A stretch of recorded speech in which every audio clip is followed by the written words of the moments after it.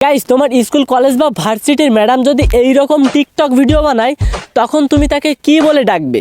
Madam বলে ডাকবে নাকি ম্যাগি বলে ডাকবে? আই ডোন্ট নো তোমরা কি বলে ডাকবে, বাট এই শিক্ষিকা যদি আমার ম্যাডাম হতো, তাইলে তাকে আমি ভালোভাবেই জিজ্ঞেস করতাম, ম্যাডাম আপনি কি হোয়াটসঅ্যাপ পাবলিক, দিস ইজ লাভিব। কোন এক দেশে বাস করছি বুঝতেছি না, এদেশে সামান্য একটা চাকরির জন্যও মূর্খনে তার পা ধরতে হয়।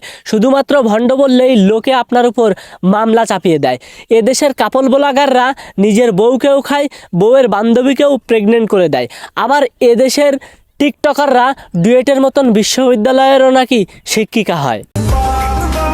সদ্য নিয়োগপ্রাপ্ত শিক্ষিকার টিকটক ভিডিও দেখেই ক্ষোভে ফুঁসে উঠেছে শিক্ষার্থীরা। আমি নিজের বিচিতে নিজেই টিপ দিয়ে কেন মরতেছি না? এই টিকটক মারানি নাকি হতে চলেছে ঢাকা প্রকৌশল ও প্রযুক্তি বিশ্ববিদ্যালয়ের শিক্ষিকা।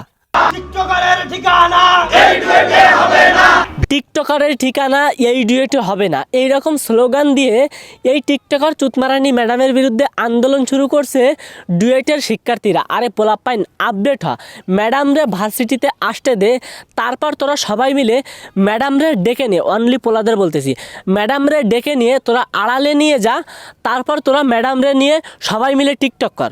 মানে বুঝতে পারতেছিস তো, ওই টিকটক করবি যেটাকে পাবলিকের ভাষায় ধর্ষণ বলে। ये सोच के दिल मेरा जोरों से धड़कता है।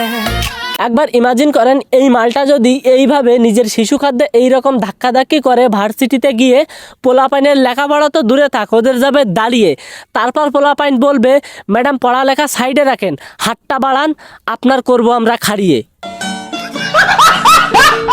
না মানে ঢেকি কিন্তু স্বর্গে গেলেও ধান বানে। আর এই মালটা যদি একবার ম্যাডাম বা শিক্ষিকা হয়ে ডুয়েটে প্রবেশ করে, এ কিন্তু ওই ডুয়েট ভার্সিটিতে গিয়েও টিকটক শুরু করবে। আর একবার ইমাজিন করেন, এই রকম শিশু খাদ্য ঝাঁকানো দোলানো টিকটক যদি পোলাপাইন দেখে, ওরা কি দাঁড়িয়ে দাঁড়িয়ে ম্যাডামের থেকে লেখাপড়া শিখবে, নাকি ওদের নিজেরই দাঁড়িয়ে যাবে? কথা আছে, সঙ্গদোষে লোহাবাসে। এই টিকটকার চুতমারানি ম্যাডাম যদি তোমার শিক্ষিকা হয়, তাইলে তুমি তার থেকে লেখাপড়া না টিকটকই শিখবে। আবার কথায় আছে, দুর্জন ব্যক্তি বিদ্বান হলেও তার সঙ্গ পরিত্যাজ্য করা উচিত, তার সঙ্গ পরিত্যাগ করা উচিত।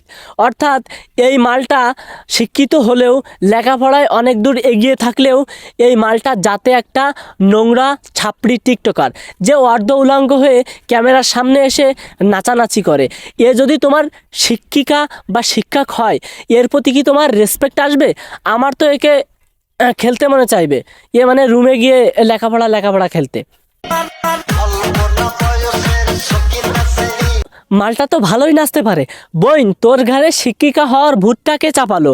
তুই যে নাচিস কোমর মোমর দুলিয়ে, বিশ্বাস কর, তুই কোনো নাইট ক্লাবের নাচনিয়লি হলে ওইটাতে তোকে খুব মানাবে। বিশ্বাস কর, তুই কোনো নাচনিয়লি হয়ে যা, অনেক টাকা ইনকাম করতে পারবি।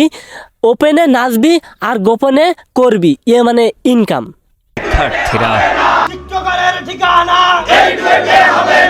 আমি বুঝলাম না, এই ডুয়েটের শিক্ষার্থীরা নিজেদেরকে একটু বেশি ম্যাচিউর মনে করে। দেখ ভাই, তোদের মতন বিভিন্ন বড় বড় প্রতিষ্ঠানের পোলাপাইন বা শিক্ষার্থীরা আছে, যারা তোদের মতন এইরকম ম্যাচিউরিটি প্রকাশ করে না। একজন শিক্ষিকা সে যদি টিকটক নামক কোনো প্রতিবন্ধী প্ল্যাটফর্মে কাজ করে থাকে, সেখানে তো ভাই তোদের কোনো গা জ্বলার দরকার নেই। ভাই তোদেরকে আমি সুন্দর মতন একটা কথা বুঝাই দিচ্ছি, দেখ, ভার্সিটিতে কিন্তু চিত্তরঞ্জন বা মনোরঞ্জনের যে বিষয়টা, ওইটারও কিন্তু প্রয়োজন আছে। এখন ভার্সিটিতে তো আর চিড়িয়াখানার মতন বান্দর পাওয়া যাবে না। যদি একটা শিক্ষিকা বান্দর বেশে তোদেরকে একটু মনোরঞ্জন করে, তোদের মনে একটু আনন্দ দেয়, মানে এই মালটা যখন, এই টিকটকার মালটা যখন তোদের বিশ্ববিদ্যালয়ে শিক্ষিকা হয়ে যাবে, এ কিন্তু বান্দরের ন্যায় নাচনি কদনি করে তোদেরকে মনোরঞ্জন করবে। তাইলে চিন্তা কর, এইটা একটা ভালো দিক না? এইটা তোরা বুঝলি না, তোরা আন্দোলন ফান্দোলন করে এই টিকটকার চুতমারানিকে মানে ঢুকতেই দিচ্ছিস না ডুয়েটে।